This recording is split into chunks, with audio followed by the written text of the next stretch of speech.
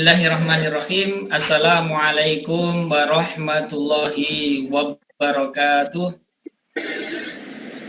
Yang terhormat Bapak Kepala SMP Negeri 1 Bulukerto, yang meskipun sudah memasuki masa purna tugas, namun semangat beliau tetap membara untuk melakukan akselerasi peningkatan kualitas pendidikan di SMP Negeri 1 Bulukerto, diantaranya dengan memotivasi seluruh stakeholder, seluruh pendidik di SMP Negeri 1 Bulukerto untuk tergerak mengikuti pendidikan guru penggerak, dan yang sudah bergerak diantaranya saya, Pak Arif, Pak Yanuar yang sudah mengikuti pendidikan calon guru penggerak, dan insya Allah juga akan menggerakkan seluruh Bapak Ibu guru di SMP Negeri 1 Bulukerto untuk mengimplementasikan kebijakan Menteri Pendidikan tentang kurikulum merdeka.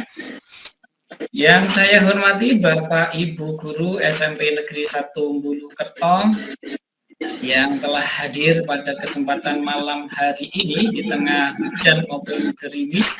Bapak Ibu guru menyempatkan diri untuk hadir belajar bersama tentang budaya positif.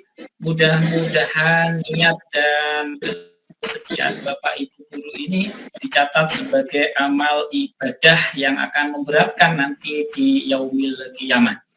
Bapak Ibu semuanya, untuk mengawali kegiatan pada malam hari ini, marilah kita senantiasa mengungkapkan puji syukur kehadirat Tuhan yang Maha Kuasa, karena atas ridho dan hidayahnya lah kita dapat melaksanakan tolabul ilmi atau menuntut ilmu, dan mudah-mudahan niat baik kita ini dicatat sebagai amal ibadah tolabul ilmi, sebagai ungkapan rasa syukur kita gunakan untuk belajar, dan mudah-mudahan juga mendapatkan fadilah sebagaimana dalam hadis Nabi, man salaka yaltamisu fihi ilman sahalallahu lahu tariqan ilal jannah.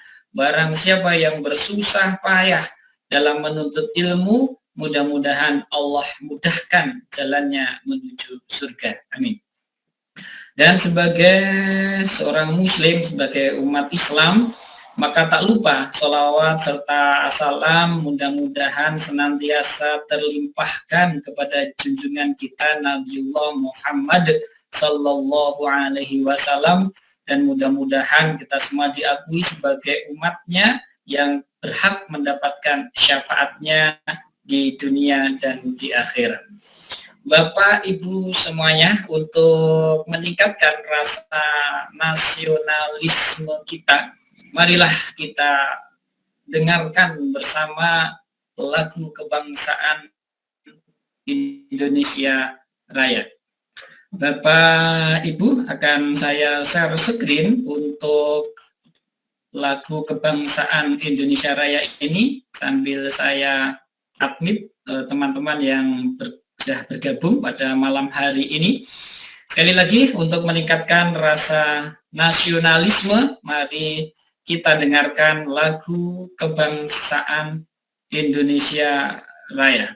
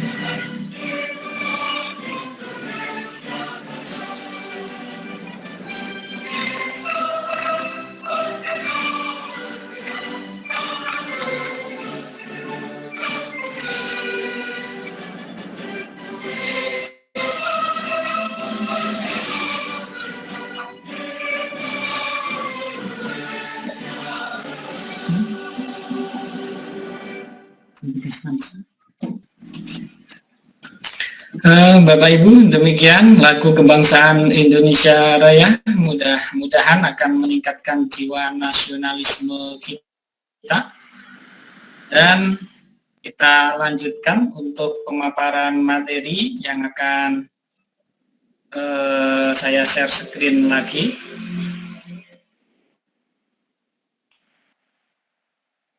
Bapak Ibu,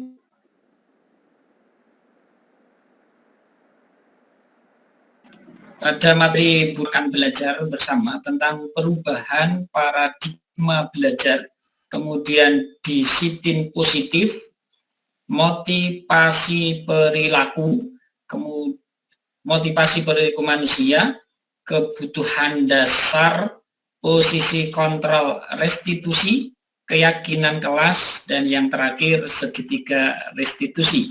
Mudah-mudahan dengan materi ini nanti akan selesai. Kalau kita tadi mulai pukul 8.10 menit, insya Allah nanti pukul 9.10 menit dengan materi ini akan selesai, dan mudah-mudahan ada hal baru terhadap pemahaman kita yang tentunya itu semua juga akan berdampak atau memiliki konsekuensi atau implikasi terhadap kualitas pembelajaran kita di SMP Negeri 1 Bulukerto. Kita mulai dari yang pertama, perubahan paradigma belajar.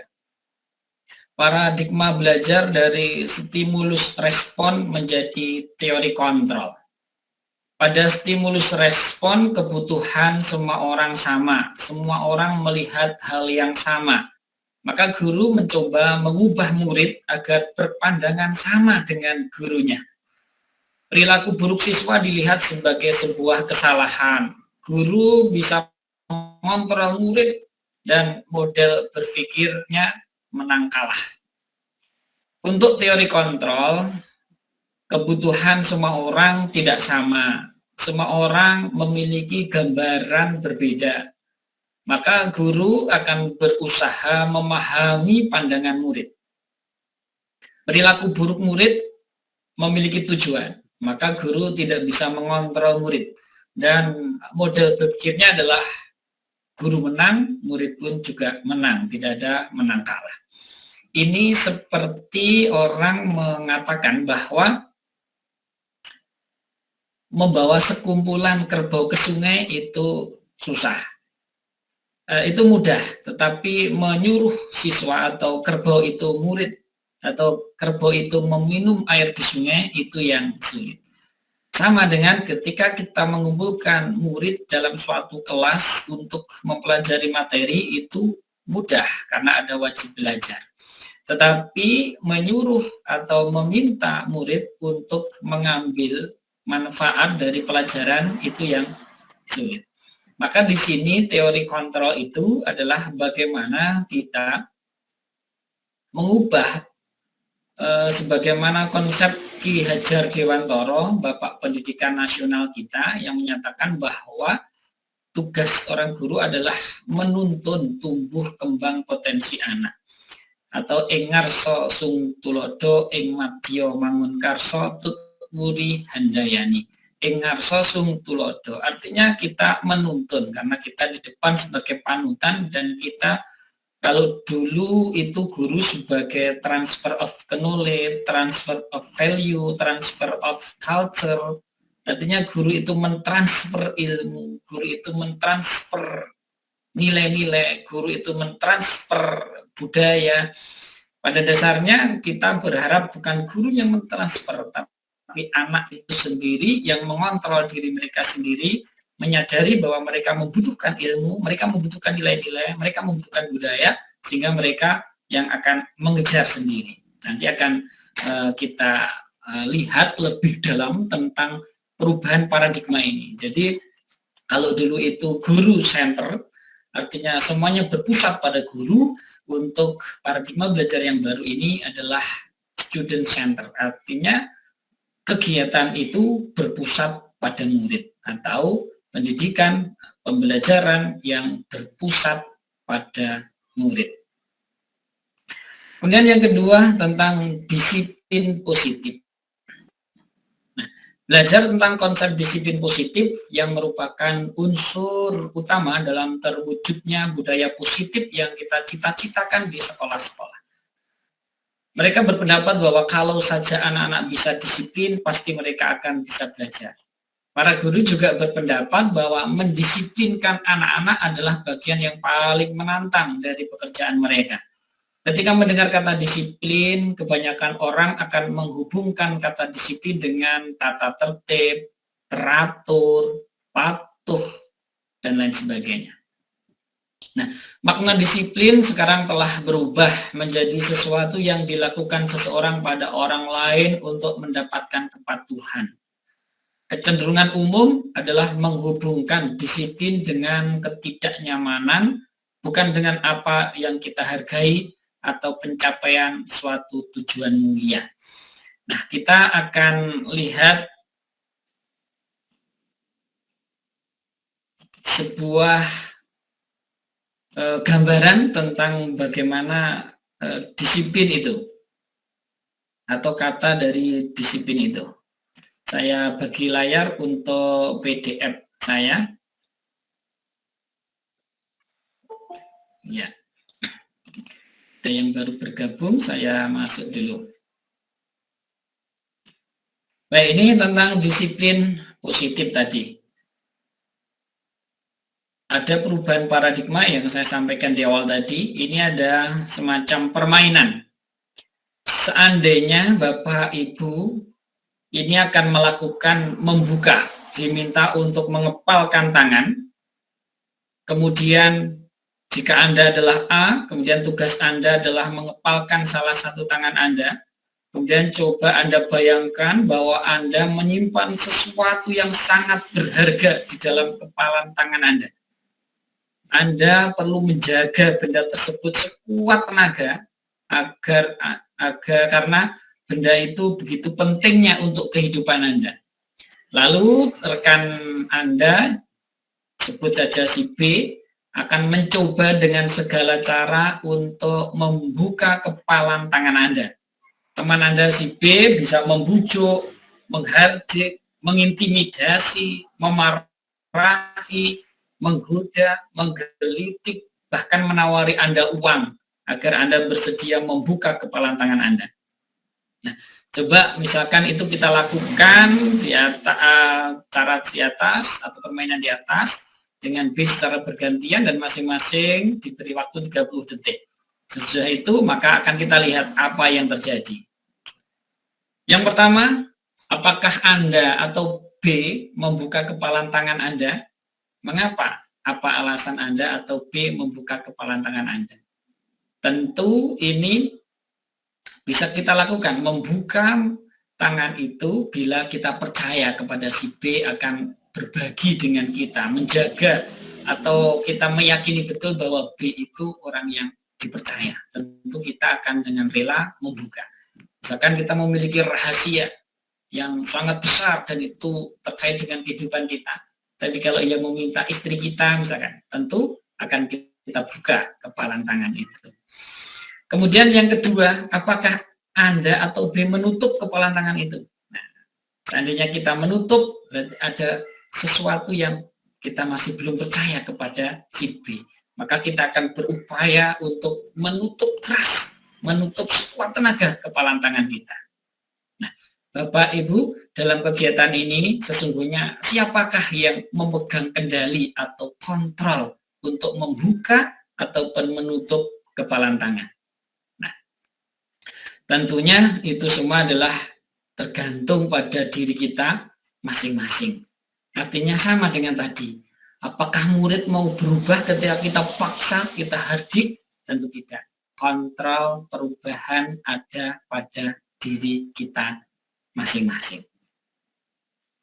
Bapak Ibu, selanjutnya perlu kita pelajari juga seorang psikiater dan juga pendidik yaitu Dr. William Glasser dalam kontrol teori yang kemudian hari berkembang dan dinamakan choice theory, meluruskan beberapa miskonsepsi tentang makna kontrol, yaitu ilusi guru mengontrol murid. pada dasarnya kita tidak dapat memaksa murid untuk berbuat sesuatu jikalau murid tersebut memilih untuk tidak melakukannya. Walaupun tampaknya guru sedang mengontrol perilaku murid, hal demikian terjadi karena murid sedang mengizinkan dirinya dikontrol. Saat itu bentuk kontrol guru menjadi kebutuhan dasar yang dipilih murid tersebut.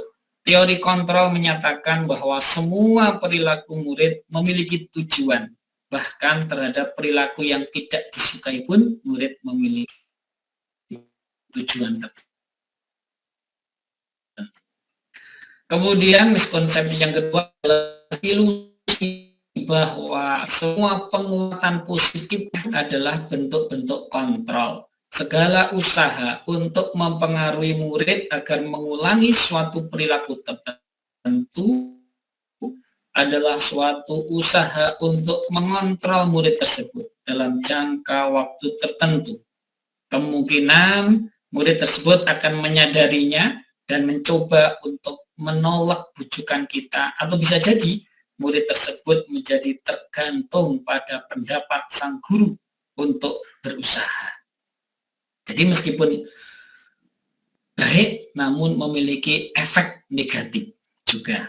Meskipun yang kita lakukan atau penguatan positif itu efektif dan bermanfaat, namun memiliki efek atau efek samping yang di kemudian hari merugikan anak didik kita. Kemudian miskonsepsi berikutnya adalah ilusi bahwa kritik membuat orang merasa bersalah dapat menguatkan karakter. Menggunakan kritik dan rasa bersalah untuk mengontrol murid menuju pada identitas gagal. Mereka belajar untuk merasa buruk tentang diri mereka. Mereka mengembangkan dialog diri yang negatif. Kadangkala sulit bagi guru untuk mengidentifikasi bahwa mereka sedang melakukan perilaku ini, karena seringkali guru cukup menggunakan suara halus untuk menyampaikan pesan negatif. Maka jangan sampai kita membuat murid kita dengan kritik, mungkin dengan suara halus pun, yang menjadikan murid kita merasa bersalah atas kesalahan yang mereka perbuat sendiri. Kemudian adanya ilusi bahwa orang dewasa memiliki hak untuk memaksa. Banyak orang dewasa yang percaya bahwa mereka memiliki tanggung jawab untuk membuat murid-murid berbuat hal-hal tertentu. Apapun yang dilakukan dapat diterima selama ada sebuah kemajuan berdasarkan sebuah pengukuran kinerja. Pada saat itu pula orang dewasa akan menyadari bahwa perilaku memaksa tidak akan efektif untuk jangka waktu yang panjang dan sebuah hubungan permusuhan akan terbentuk. Jadi diharapkan kita tidak lagi memaksa murid-murid kita untuk melakukan sesuatu yang kita anggap baik, sementara murid kita belum menyadari bahwa itu adalah sesuatu yang baik, karena ternyata itu akan memiliki efek samping juga di kemudian hari yang berbeda dengan yang kita harapkan. Bapak Ibu yang saya hormati, lalu bagaimana seseorang bisa berubah dari pandangan stimulus respon kepada pendekatan teori kontrol? Stephen R. Covey dalam Principle Centered Leadership mengatakan bahwa bila kita ingin membuat kemajuan perlahan sedikit-sedikit, maka ubahlah sikap atau perilaku kita. Namun bila kita ingin memperbaiki cara-cara utama kita, maka kita perlu mengubah kerangka acuan kita. Ubahlah bagaimana kita melihat dunia, bagaimana kita berpikir tentang manusia. Ubahlah paradigma kita. Skema pemahaman dan penjelasan aspek-aspek tertentu tentang realitas. Dan inilah perbedaan antara stimulus respon dan teori kontrol. Stimulus respon mengatakan bahwa realitas atau kebutuhan kita sama. Teori kontrol, realitas atau kebutuhan kita berbeda. Stimulus respon melihat semua orang melihat hal yang sama. Teori kontrol, setiap orang memiliki gambaran berbeda. Stimulus respon akan mencoba mengubah orang agar berpandangan yang sama dengan kita. Teori kontrol berusaha memahami pandangan orang lain tentang dunia. Kemudian dalam stimulus respon, perilaku buruk dilihat sebagai suatu kesalahan. Kemudian dalam teori kontrol, semua perilaku memiliki tujuan. Ini kalau jargon Habermas itu mengatakan tidak ada realitas tanpa kepentingan di dalamnya. Maka yang perlu kita lihat adalah ada kepentingan apa, ada perilaku yang bagaimana sehingga siswa itu melakukan kegiatan yang semacam itu. Kemudian kita lihat lagi untuk stimulus respon, saya bisa mengontrol orang lain. Dalam pandangan teori kontrol, Anda tidak bisa mengontrol orang lain. Yang tadi, kepalan tangan itu terbuka atau tertutup tergantung kita sendiri. Kemudian dalam pandangan stimulus respon, pemaksaan ada pada saat bujukan gagal. Kalau kita mengajak nggak mau, memaksa. Jadi kalau dalam teori dulu ada reward and punishment, ada bujukan dan juga ada hukuman. Nah, dalam teori kontrol itu tidak lagi, yang ada adalah kolaborasi dan konsensus menciptakan pilihan-pilihan baru. Maka beberapa waktu yang lalu saya membuat bersama dengan Bapak Ibu guru yang lain, kita sudah melaksanakan tabel T dan tabel Y itu untuk keyakinan kelas. Artinya ada konsensus kesepakatan kelas bagaimana memperbaiki kualitas kedisiplinan atau tata tertib itu menjadi semacam keyakinan. Nanti ada perbedaan antara peraturan atau tata tertib dengan keyakinan kelas. Kemudian pada stimulus respon, model berpikirnya adalah menang atau kalah. Guru yang menang yang dapat mengatur dan muridnya yang kalah harus mengalah, mengikuti gurunya. Nah, pada teori kontrol, model berpikirnya adalah menang-menang. Baik guru juga menang karena mampu mengantarkan murid menuju ke arah kemerdekaannya. Dan murid juga demikian akan menang karena menemukan pilihannya berdasarkan atas pertimbangan-pertimbangannya. Bapak Ibu, kemudian dari makna disiplin ini, untuk menciptakan lingkungan positif, maka salah satu strategi yang perlu kita tinjau kembali adalah penerapan disiplin sekolah kita. Apakah telah efektif atau apakah masih perlu ditinjau kembali? Masih banyak anak yang kita cukur rambutnya, namun dari hari ke hari setiap tahun terus berulang masih ada anak yang melakukan atau yang rambutnya panjang. Beberapa kali kita melakukan teguran dan hukuman terhadap anak yang mengeluarkan baju atau seragamnya tidak lengkap atributnya, namun setiap tahun pun masih ada yang semacam itu. Maka apa sesungguhnya arti dari disiplin itu sendiri? Apa kaitannya dengan nilai-nilai kebajikan? Mari kita lihat bersama kaitan makna disiplin dengan nilai-nilai kebajikan universal, dengan mengkaitkan beberapa pembelajaran yang di awal tentang stimulus respon ke teori kontrol atau perilaku manusia. Sebelumnya, mari kita tanyakan ke diri kita sendiri, bagaimana kita berperilaku? Mengapa kita melakukan segala sesuatu? Apakah kita melakukan sesuatu karena adanya dorongan dari lingkungan atau ada dorongan yang lain? Terkadang kita melakukan sesuatu karena kita menghindari rasa sakit atau ketidaknyamanan. Terkadang kita juga melakukan sesuatu karena kita menghindari rasa sakit atau ketidaknyamanan. Terkadang kita juga melakukan sesuatu untuk mendapatkan apa yang kita mau. Nah, pernahkah Bapak Ibu melakukan sesuatu untuk mendapatkan senyuman atau pujian dari orang lain? Untuk mendapat hadiah, atau untuk mendapatkan uang, atau kira-kira apa alasan orang melakukan sesuatu itu? Bapak Ibu, Maka kita akan lihat tujuan dari disiplin positif adalah menanamkan motivasi yang ketiga pada murid-murid kita, yaitu untuk menjadi orang yang mereka inginkan. Maksudnya ketiga itu kita tadi telah mempelajari motivasi seseorang itu adalah motivasi agar terhindar dari rasa tidak nyaman, dan juga ada motivasi agar mendapatkan ujian, uang, dan sebagainya. Maka motivasi yang ketiga adalah agar mereka mampu menghargai diri sendiri dengan nilai-nilai yang mereka percaya. Ketika murid-murid kita memiliki motivasi ini, maka mereka telah memiliki motivasi intrinsik dari dalam diri mereka yang berdampak jangka panjang. Motivasi yang tidak akan terpengaruh pada adanya hukuman ataupun hadiah.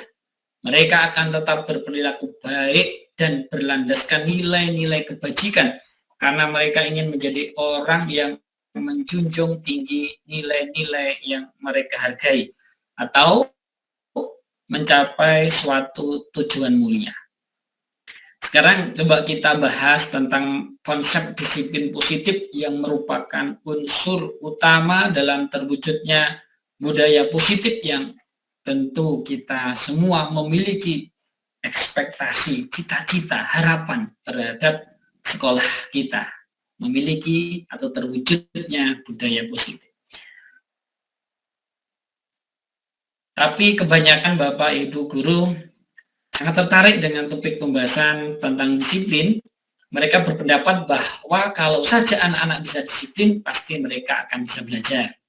Bapak Ibu guru berpendapat bahwa mendisiplinkan anak-anak adalah bagian yang menantang.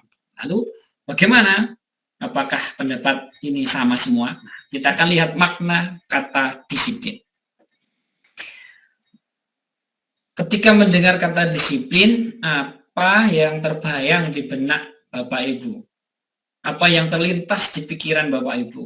Kebanyakan orang akan menghubungkan kata disiplin dengan kata tertib, teratur, dan kepatuhan pada peraturan. Kata disiplin juga sering dihubungkan dengan hukuman, padahal itu sungguh berbeda. Karena belajar tentang disiplin positif tidak harus dengan memberi hukuman.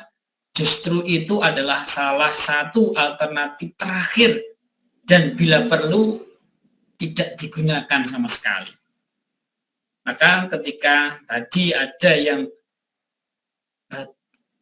ketika jadwalnya sholat zuhur mereka ke kantin tidak mengikuti, nah tentu kita tidak ingin menggunakan hukuman. Nah, maka nanti kita gunakan disiplin positif atau menanamkan budaya disiplin positif tanpa memberi hukuman.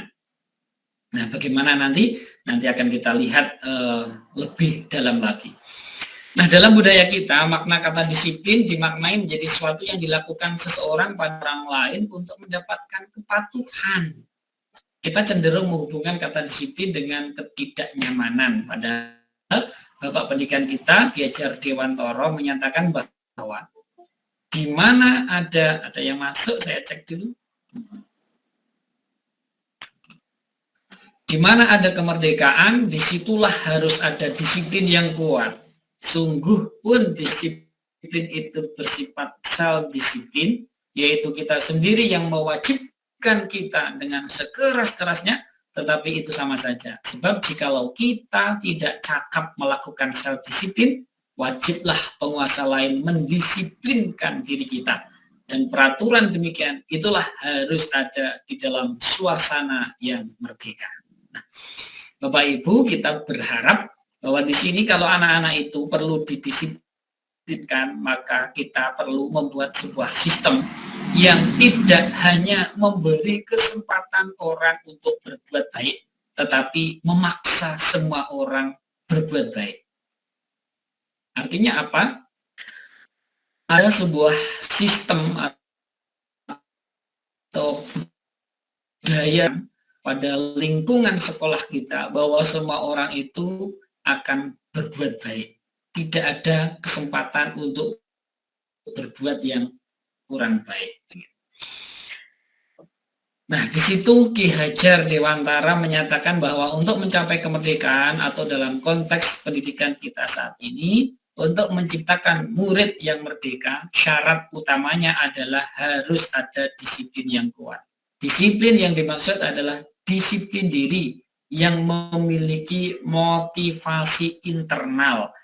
Jika kita tidak memiliki motivasi internal, maka kita memerlukan pihak lain untuk mendisiplinkan kita, atau motivasi eksternal karena berasal dari luar, bukan dari dalam diri murid kita sendiri.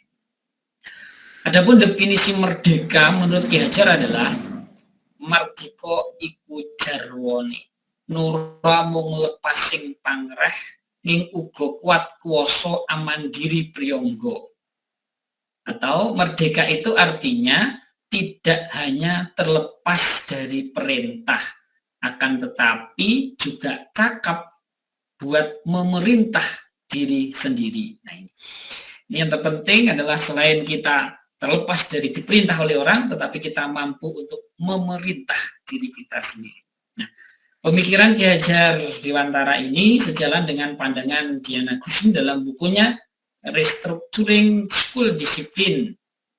Diana Gusing menyatakan bahwa arti dari kata disiplin berasal dari bahasa Latin disiplina, yang artinya belajar. Disiplin juga berasal dari akar kata yang sama dengan disiplin atau murid. Seseorang harus paham betul alasan mengapa mereka mengikuti suatu aliran atau ajaran tertentu. Sehingga motivasi yang terbangun adalah motivasi intrinsik, bukan ekstrinsik. Nah, Diana juga menyatakan bahwa arti asli dari kata disiplin ini juga berkonotasi dengan disiplin diri dari murid-murid Sokrates dan Plato. Disiplin diri dapat membuat seseorang menggali potensinya menuju kepada sebuah tujuan mulia, sesuatu yang dihargai dan bermakna. Dengan kata lain, disiplin diri juga mempelajari bagaimana cara kita mengontrol diri dan bagaimana menguasai diri untuk memilih tindakan yang mengacu pada nilai-nilai yang kita hargai agar tercapai tujuan mulia yang diinginkan. Dengan kata lain, seseorang yang memiliki disiplin diri berarti mereka bisa bertanggung jawab terhadap apa yang dilakukannya, karena mereka mendasarkan tindakan mereka pada nilai-nilai kebajikan universal. Dalam hal ini, Ki Hajar Dewantara menyatakan pertanggungjawaban atau Verantwoordigheid itulah selalu menjadi sisihannya hak atau kewajiban dari seseorang yang pegang kekuasaan atau pimpinan dalam umumnya. Adapun artinya tidak lain ialah orang tadi harus mempertanggungjawabkan dirinya serta tertibnya laku diri dari segala hak dan kewajibannya.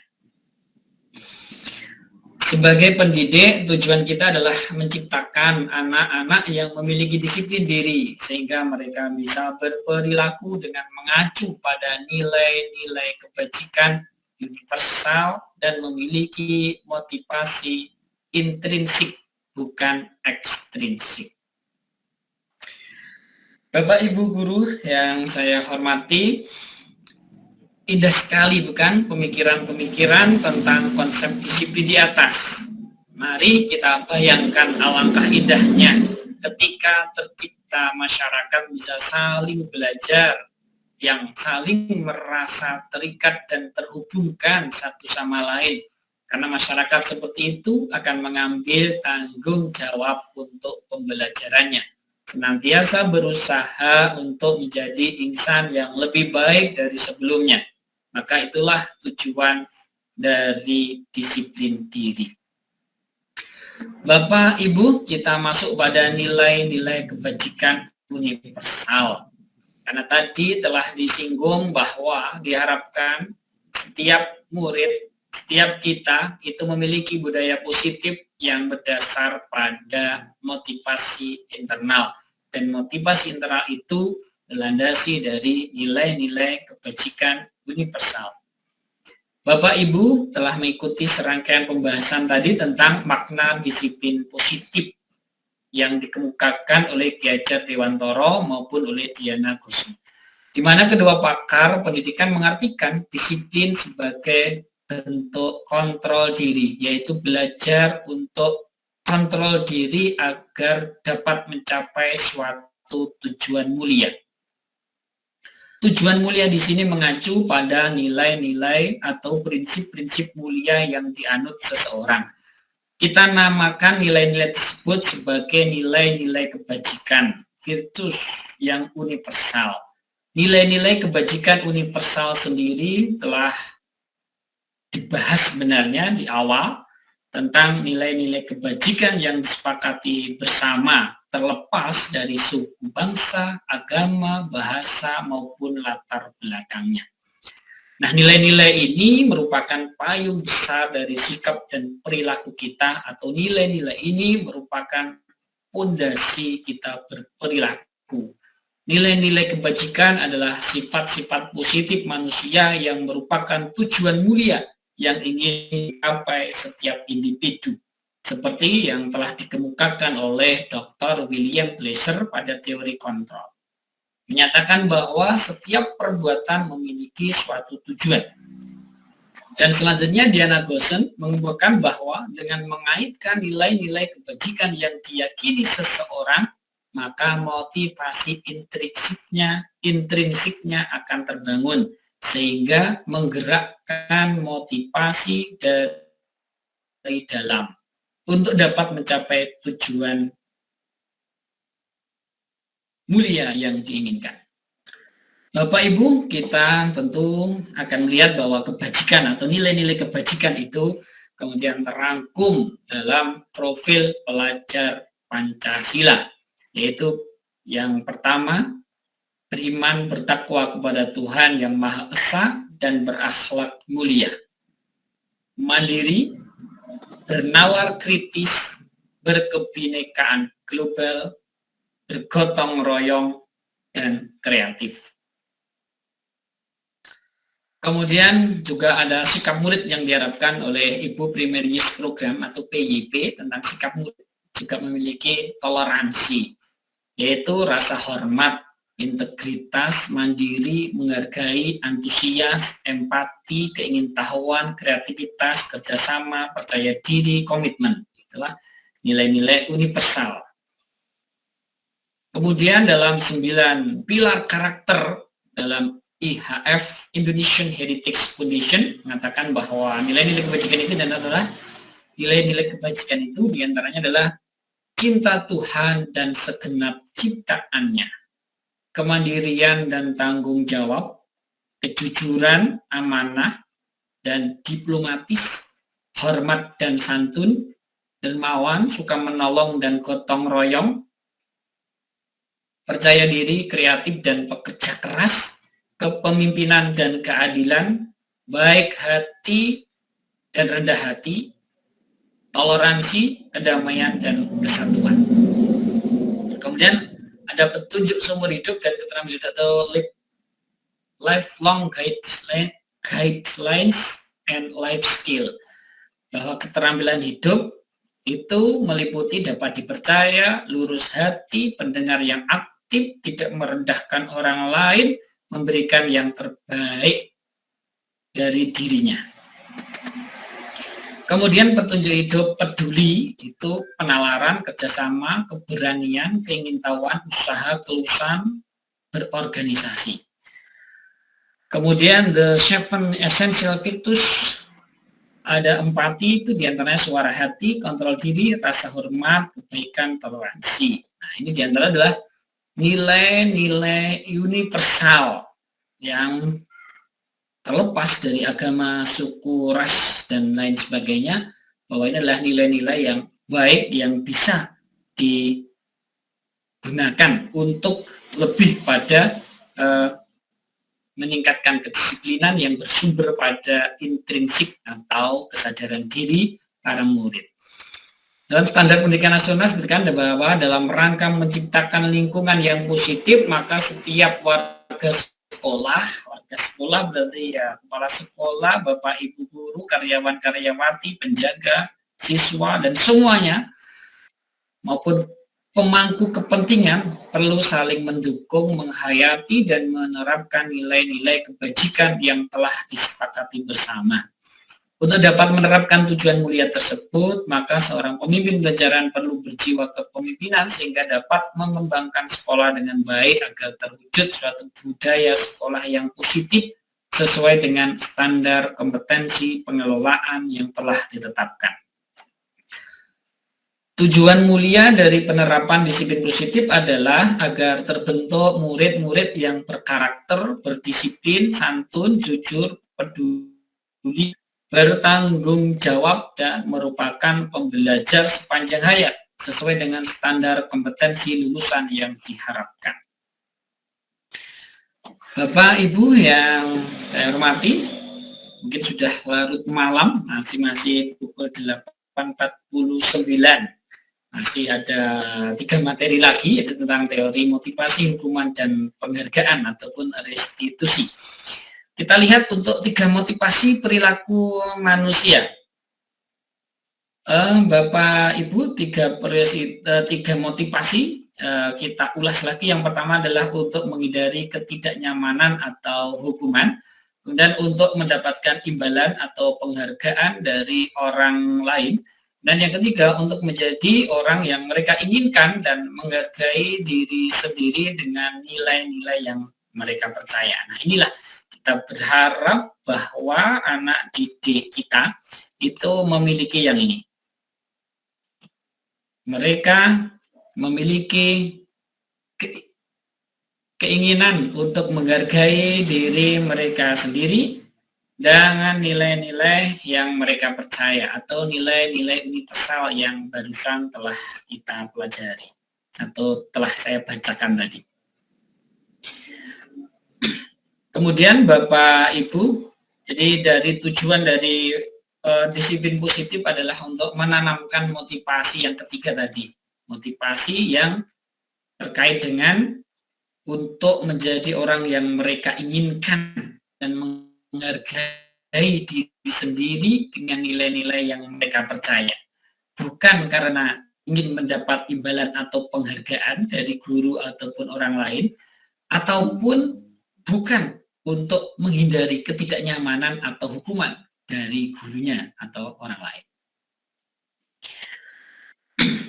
Bapak Ibu semuanya, kita lanjutkan. Kemudian ketika murid-murid kita nanti telah memiliki motivasi yang ketiga tadi, mereka telah memiliki motivasi intrinsik yang berdampak jangka panjang, motivasi yang tidak akan terpengaruh pada adanya hukuman ataupun hadiah. Maka mereka akan tetap berperilaku baik dan berlandaskan nilai-nilai kebajikan karena mereka ingin menjadi orang yang menjunjung tinggi nilai-nilai hargai.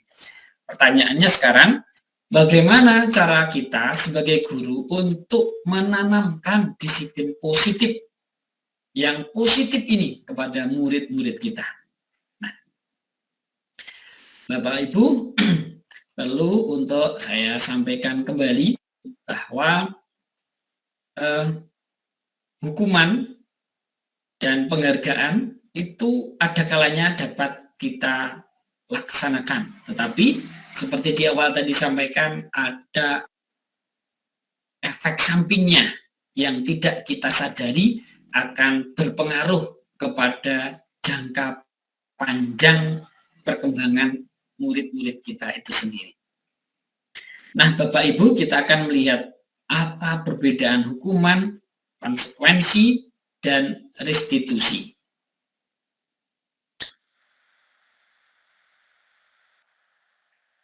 Dalam identitas gagal,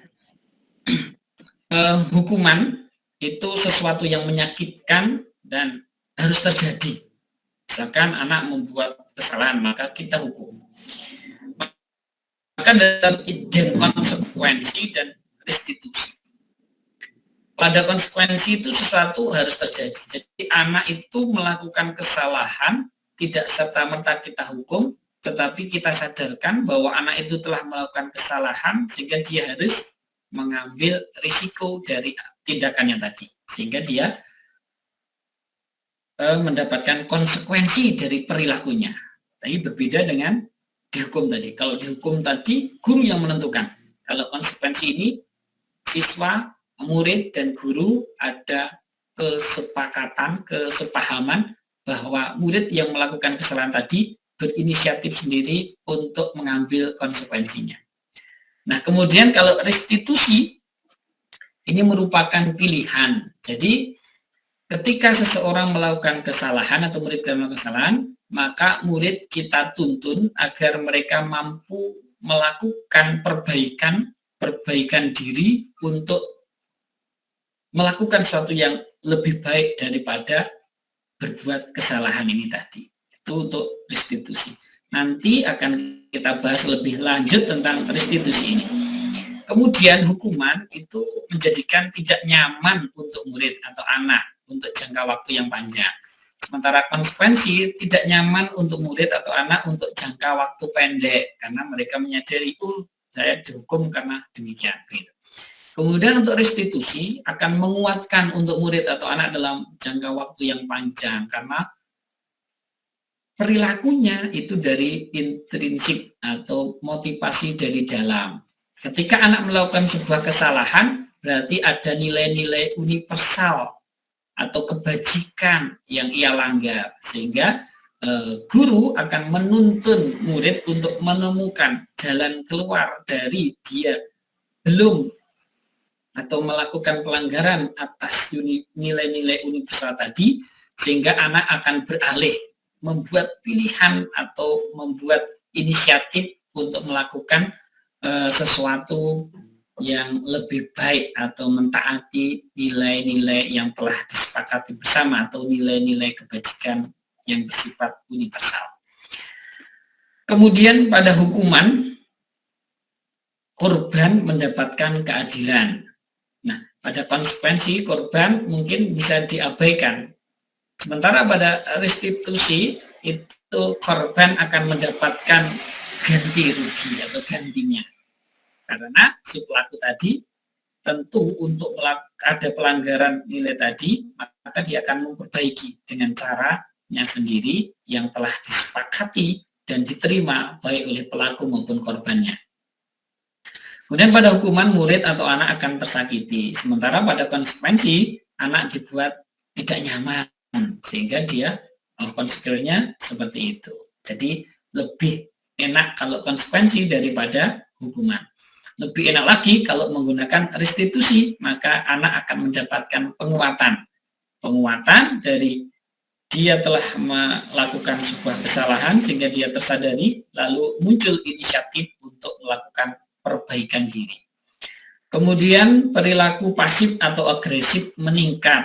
Jadi setiap anak yang dihukum itu justru kadang timbul rasa dendam, timbul rasa tidak suka, timbul rasa kalau tidak ada lagi akan mengulangi lagi begitu. Jadi pasif dan agresifnya meningkat. Nah, konsekuensi akan adanya penguatan hanya bertahan dalam jangka waktu pendek karena melakukan kesalahan konsekuensinya begini harus dilakukan begini.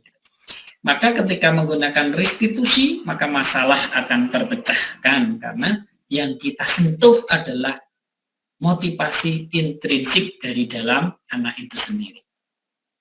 Pada hukuman, sistem tidak akan berjalan bila murid tidak takut. Nah, kita beri hukuman, anak-anak malah bangga misalkan. Tidak mengerjakan PR, dihukum menyapu. Nah, beberapa anak justru malah senang, tidak ikut pelajaran karena ingin nyapu. Misalkan. Atau justru senang dengan hukumannya. Nah, maka ini tentu tidak berlaku bila hukumannya tidak membuat murid takut. Sementara pada konsekuensi, memerlukan monitoring dan supervisi terus-menerus dari seorang guru.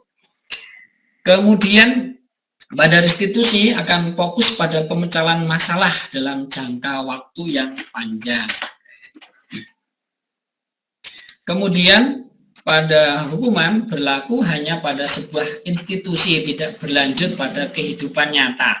Sementara untuk konsekuensi membantu penerapan mengikuti peraturan dalam masyarakat.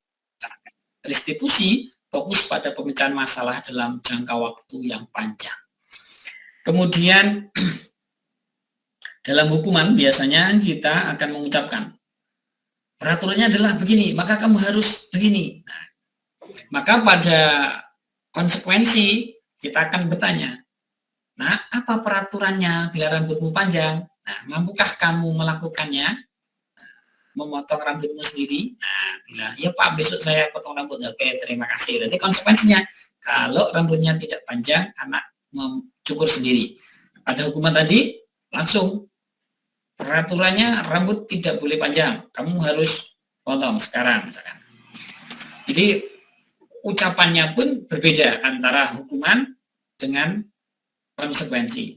Begitu juga ketika restitusi, maka kita akan mengatakan apa yang kamu yakini, apakah rambut panjang itu sudah baik.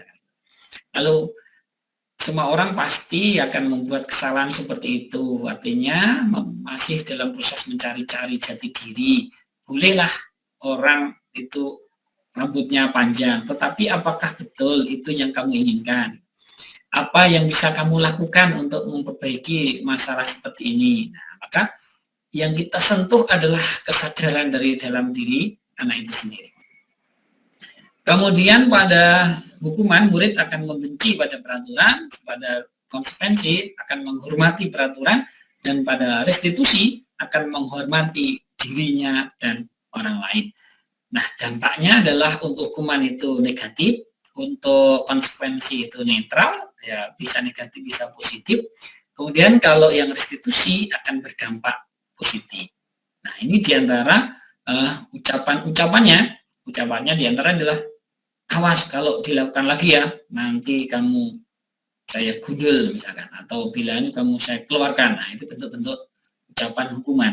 Lalu kalau yang konsekuensi tadi, lakukan apa yang saya katakan.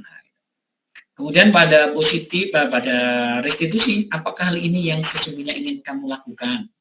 Apa betul kamu pengennya seperti itu? Kemudian pada hukuman, modenya adalah paksaan, ketaatan, ketundukan, kepatuhan, atau yang memaksa murid untuk melakukan sesuatu yang kita inginkan. Kemudian pada konsekuensi berarti ada stimulus, ada respon. Karena kamu telah melakukan begini, maka konsekuensinya begini, gitu, responnya. Kemudian pada restitusi ada teori kontrol, artinya kita sentuh motivasi dalam diri anak itu sendiri. Kemudian pukul 9 Bapak Ibu kita lanjutkan untuk ke materi berikutnya. Kita ringkas pada ingin saya sampaikan yang di PowerPoint-nya tadi, biar lebih cepat karena waktunya tinggal 10 menit lagi. Baik, tadi masih ada disiplin positif, kemudian motivasi perilakunya tadi ada 3, kemudian kita lihat kebutuhan dasar seseorang itu, Bapak Ibu, tentang kebutuhan dasar. Jadi seseorang itu melakukan sesuatu, sekali lagi, tindakan kita itu pasti ada tujuannya. Begitu juga murid kita, semua tindakannya ada tujuan tertentu. Nah, di antaranya adalah kebutuhan untuk bertahan hidup atau survival, kemudian cinta dan kasih sayang, love and belonging, kebutuhan untuk diterima, kemudian kebebasan atau freedom, kebutuhan akan pilihan, kesenangan atau fun, kebutuhan akan rasa senang. Kemudian yang kelima, penguasaan atau power, yaitu kebutuhan pengakuan atas kemampuannya. Nah, inilah kebutuhan yang mendasari seseorang untuk melakukan suatu tindakan. Kemudian ketika seorang murid melakukan suatu perbuatan yang bertentangan dengan nilai-nilai kebajikan atau melanggar peraturan, hal itu sebenarnya dikarenakan mereka gagal memenuhi kebutuhan dasar mereka. Murid kita juga mempunyai gambaran dunia berkualitas mereka. Tentunya sebagai guru kita ingin mereka memasukkan hal-hal yang bermakna dan nilai-nilai kebajikan yang hakiki ke dalam dunia berkualitas mereka. Bila guru dapat membangun interaksi yang memberdayakan dan memerdekakan murid, maka murid akan meletakkan dirinya sendiri sebagai individu yang positif dalam dunia berkualitas. karena mereka menghargai diri mereka sendiri. Dan Bapak Ibu, kita akan melihat bahwa posisi kontrol restitusi. Nah, menurut Diana Goosen terdapat 5 posisi kontrol, yaitu posisi penghukum. Jadi guru sering memberi hukuman pada muridnya. Ini harus kita hentikan, kita beralih, gitu ya.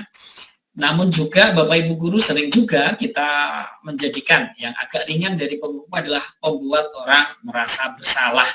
Kita mungkin menggunakan kalimat-kalimat yang halus tetapi itu menyindir, merendahkan, atau membuat anak itu merasa bersalah atas kesalahan yang telah mereka lakukan.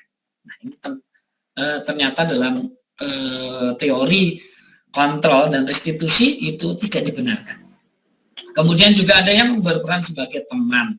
Misalnya ya kita memposisikan diri kita sebagai teman, mendengarkan mereka, kemudian mengajak mereka, seperti itu. Dan ada juga yang sebagai pemantau, artinya saya memantau kamu, kalau kamu nanti begini, nanti saya laporkan begini, nanti konsekuensinya begini. Nah, kemudian yang kelima adalah sebagai manajer. Nah, kita berharap pada posisi kita di sekolah, Bapak Ibu guru, akan memposisikan diri sebagai manajer, yaitu dengan melakukan nanti ketika anak melakukan sebuah pelanggaran, kita menggunakan posisi kontrol, melakukan segitiga restitusi yang akan kita bahas selengkapnya nanti. Yaitu dalam keyakinan kelas. Nah, dalam melakukan restitusi yang harus kita pahamkan terlebih dahulu adalah semua siswa membuat keyakinan kelas. Nah, dalam pembentukan keyakinan kelas harus kita pahami yang pertama, keyakinan kelas itu bersifat lebih abstrak daripada peraturan atau tata tertib. Karena kalau peraturan atau tata tertib itu bersifat lebih rinci dan konkret. Yang kedua, keyakinan kelas berupa pernyataan universal. Yang ketiga, pernyataan keyakinan kelas senantiasa dibuat dalam bentuk yang positif. Kemudian yang keempat, keyakinan kelas hendaknya tidak terlalu banyak sehingga mudah diingat dan dipahami oleh semua warga kelas.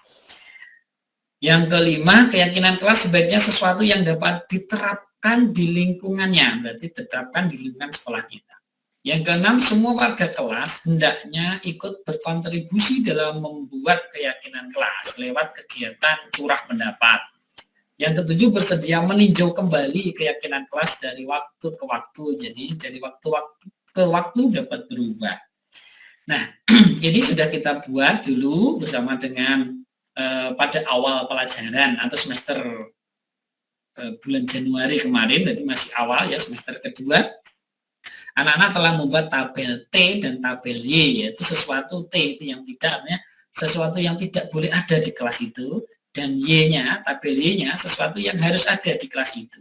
Nah, itu diambil dari keyakinan kelas yang harus atau yang akan menjadi tujuan atau yang akan mendisiplinkan dari dalam diri mereka sendiri-sendiri. Maka pertama-tama yang perlu ditekan dan disepakati adalah keyakinan atau prinsip-prinsip dasar seluruh warga sekolah ini. Kemudian Bapak Ibu, ketika anak kita melakukan sebuah pelanggaran, kita akan melakukan yang namanya segitiga restitusi, yaitu proses menciptakan kondisi bagi murid untuk memperbaiki kesalahan mereka sehingga bisa kembali ke kelompok mereka dengan karakter yang lebih kuat. Nah, langkah dalam segitiga restitusi meliputi yang pertama, menstabilkan identitas. Maksudnya apa? Ketika anak itu dalam keadaan tertekan, marah, maka itu harus kita stabilkan dulu, kita netralkan dulu perasaannya, sehingga mau dan mampu untuk menerima masukan atau saran dari kita, sehingga muncullah kemudian nanti validasi tindakan, bahwa dia menyadari bahwa yang dia lakukan itu bertentangan dengan keyakinan kelas. Baru kemudian kita menanyakan keyakinan kelasnya apa, kemudian kita bantu untuk mencari solusi atau kita berikan pernyataan-pernyataan bermakna sehingga anak itu mendapatkan banyak solusi untuk memperbaiki kesalahannya menuju kepada keyakinan kelas yang diyakininya. Itu telah disepakati bersama. Bapak Ibu, itulah materi yang telah saya sampaikan. Berarti sudah pukul 9:08, jadi masih ada 2 menit yang tersisa. Itu adalah materi tentang pemahaman yang saya dapatkan selama mengikuti pendidikan calon guru penggerak di modul 1. Nah, tema kita tadi kan selain membagikan pemahaman juga membagikan pengalaman. Nah, saya akan berikan sebuah ilustrasi juga.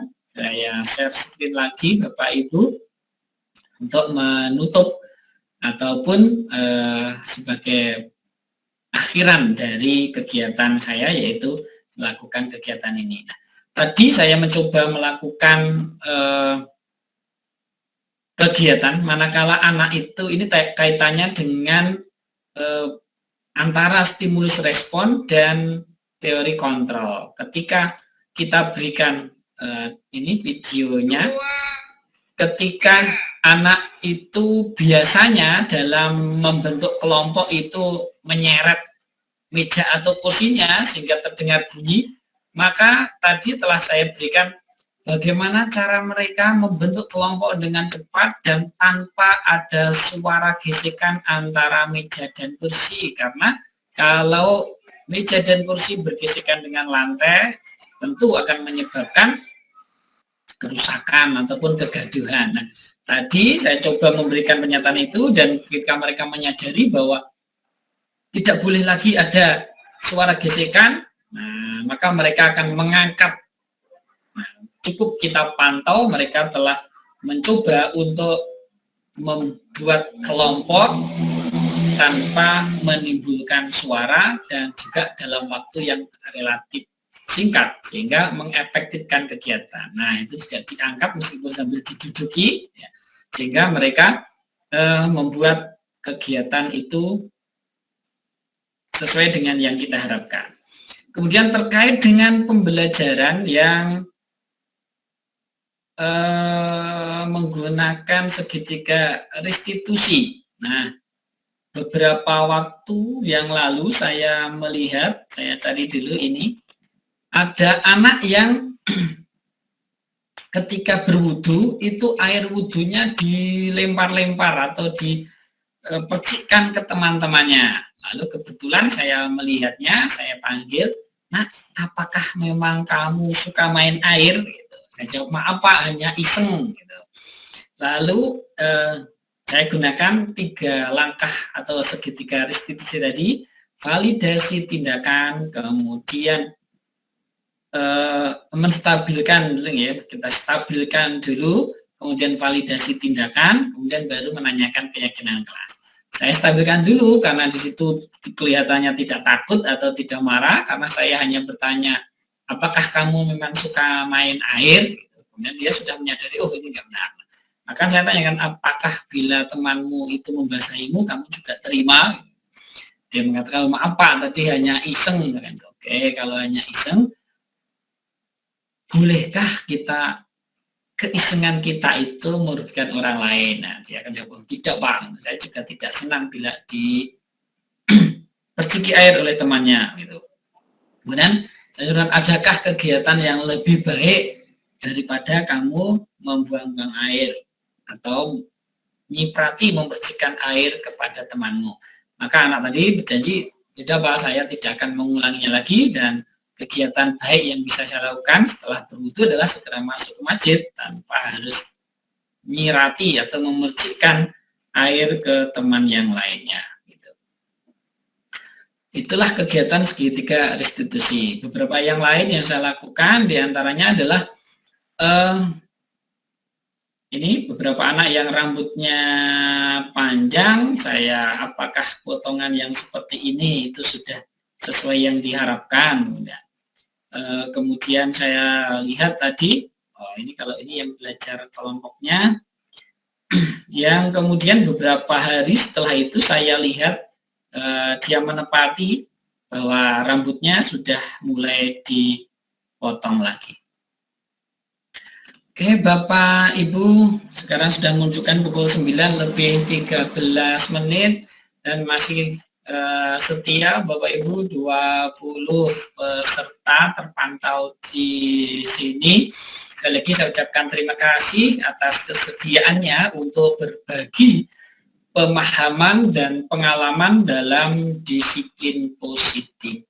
Bapak Ibu yang saya hormati dan saya cintai, saya banggakan keluarga besar SMP Negeri 1 Bulukerto. Harapan saya dengan materi berbagi pemahaman dan pengalaman dalam menerapkan budaya positif ini akan terbentuk budaya positif yang sesungguhnya di SMP Negeri 1 Bulukerto, sehingga terjadi akselerasi percepatan dalam membina mental maupun pengetahuan dan keterampilan para murid kita menuju manusia yang merdeka, menuju manusia yang bahagia, mewujudkan profil pelajar Pancasila. Bapak Ibu, karena waktu sudah berlanjut malam, nanti untuk umpan balik maupun lain sebagainya akan saya tanyakan ketika berjumpa dengan Bapak Ibu guru. Mohon nanti berkenan untuk menyampaikan umpan balik atas materi berbagi pemahaman dan pengalaman budaya positif pada malam hari ini.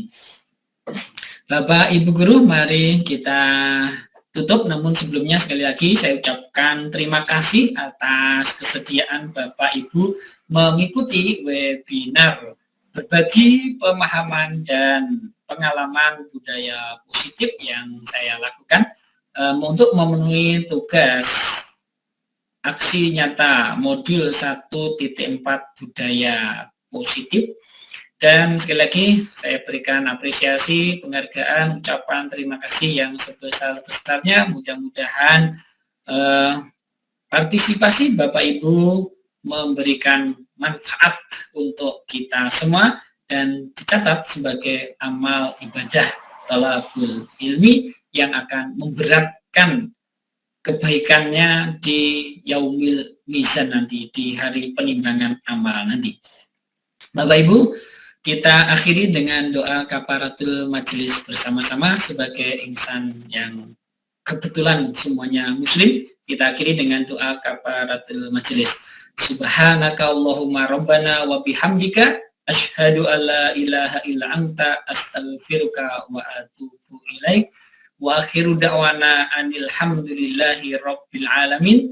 Kurang lebihnya mohon maaf. Sekali lagi untuk umpan balik dan refleksi akan kita sampaikan besok pada saat kita berjumpa bertatap muka di sekolah SMP Negeri 1 Bulukerto yang kita cintai. Akhirul kalam, bila taufiq wal hidayah wa ridho wa inayah. Wassalamualaikum warahmatullahi wabarakatuh.